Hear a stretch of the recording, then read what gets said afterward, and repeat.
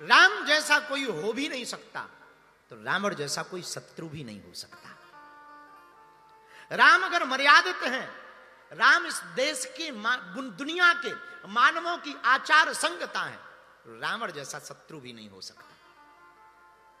आहा, राम जी राम सेतु के किनारे खड़े हैं रामेश्वरम में।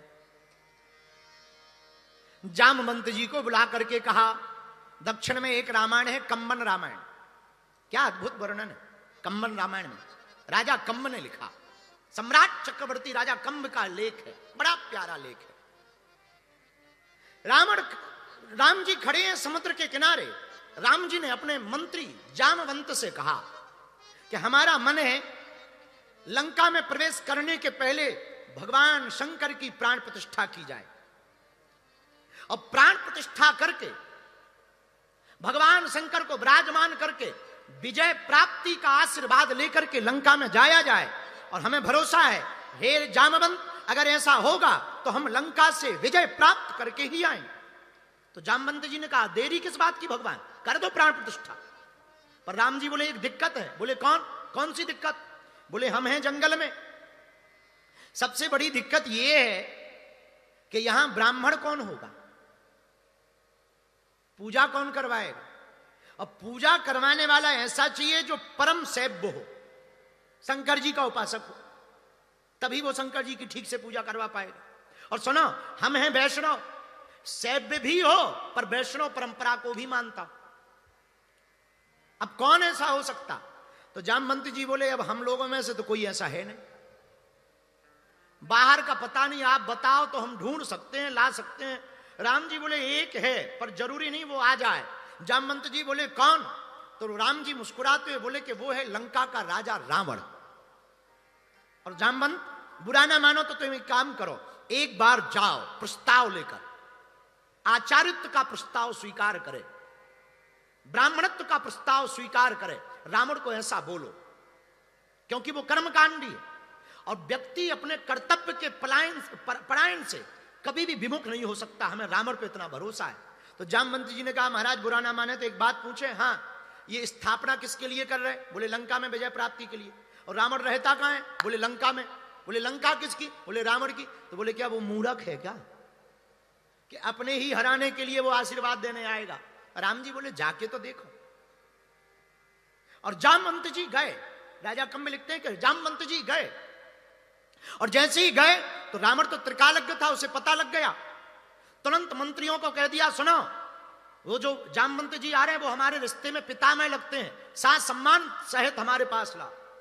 सम्मान के सहित सबने हाथ जोड़कर प्रणाम किया। जामवंत जी को राज दरबार में जहां रावण बैठा हुआ था सिंहासन के ऊपर, नवग्रह सामने बैठे हुए हैं, काल के ऊपर पैर रखे हुए, काल बंधा हुआ है, उल्टे शनि लटके हुए हैं। और व्यवस्थाओं को देख करके पितामह जामवंत जी चकित रह गए।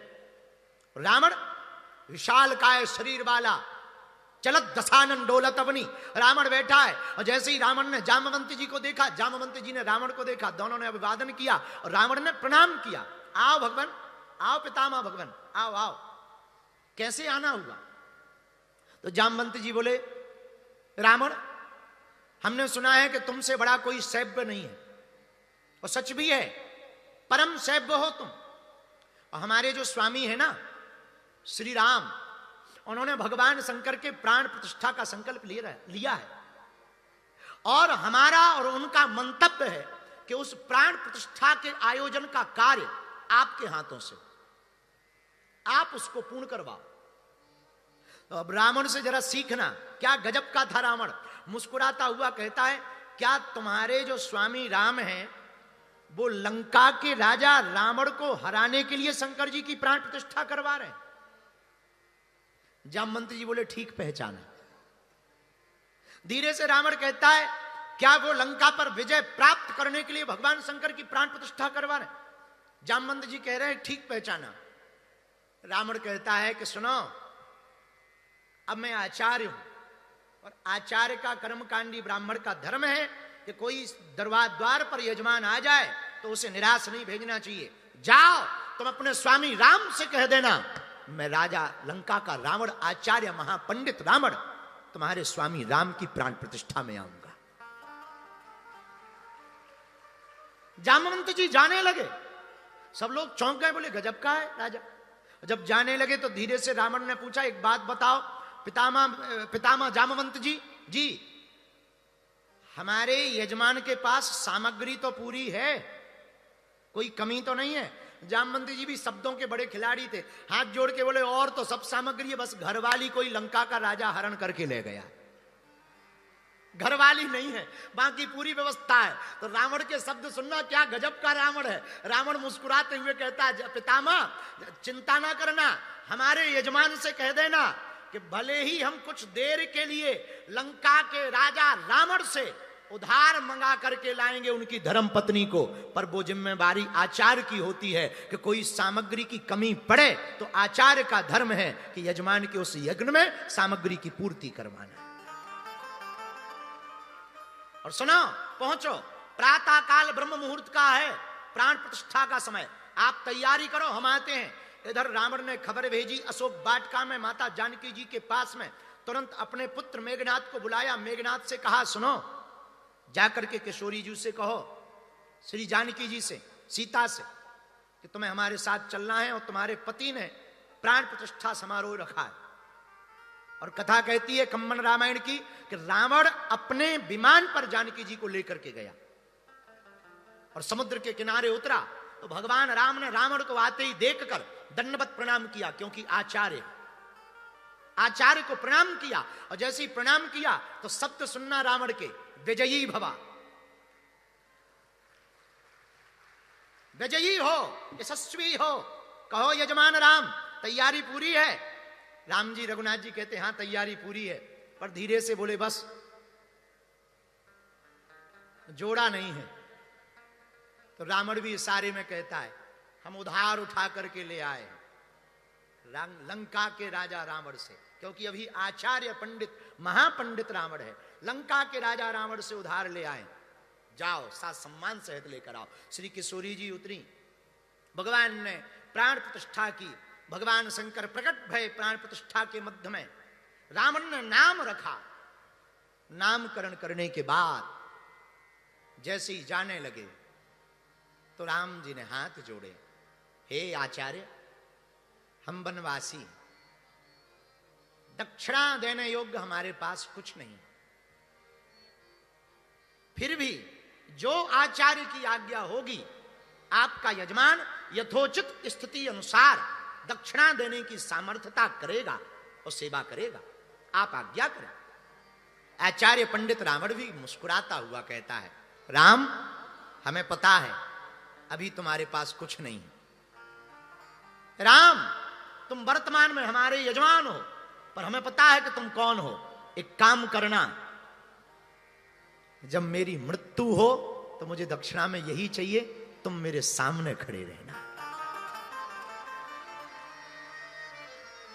मुझे बस यही चाहिए कि जब मेरी मृत्यु हो तुम सामने खड़े रहना।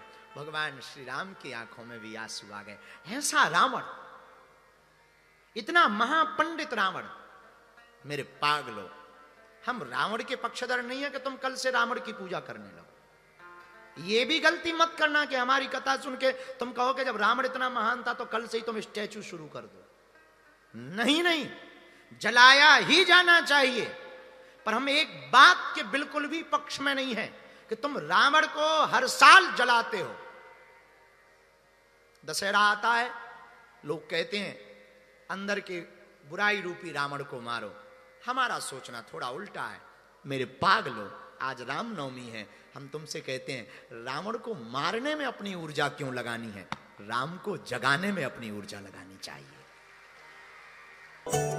बालाजी महाराज के कृपा पात्र बागेश्वर धाम पीठाधीश्वर परम पूज्य धीरेन्द्र कृष्ण शास्त्री जी महाराज का पावन संकल्प। मध्य प्रदेश में छतरपुर के ग्राम गढ़ा में बनेगा विश्व स्तरीय कैंसर अस्पताल एवं रिसर्च सेंटर, जिसकी आधारशिला देश के यशस्वी प्रधानमंत्री नरेंद्र मोदी जी के कर कमलों से रखी जा चुकी है। 200 करोड़ रुपए की लागत वाले 100 बेड के इस अस्पताल में गरीबों का होगा मुफ्त इलाज। ये बहुत बड़ा अवसर है, बहुत बड़ा काम है। संकल्प बड़ा हो, संतों के आशीर्वाद हो, प्रभु की कृपा हो, तो समय सीमा में सब पूर्ण होता है। हमारे प्रियजनों, बागेश्वर धाम पूरे भारत के लोगों, अभी तक अस्पतालों में मंदिर थे, अब मंदिर में अस्पताल होगा। कैंसर हॉस्पिटल निर्माण हेतु सहयोग देकर पुण्य के भागी बने। अकाउंट नेम श्री बागेश्वर जन सेवा समिति, bank name HDFC bank, account number 999108108108, IFSC code HDFC 0000088।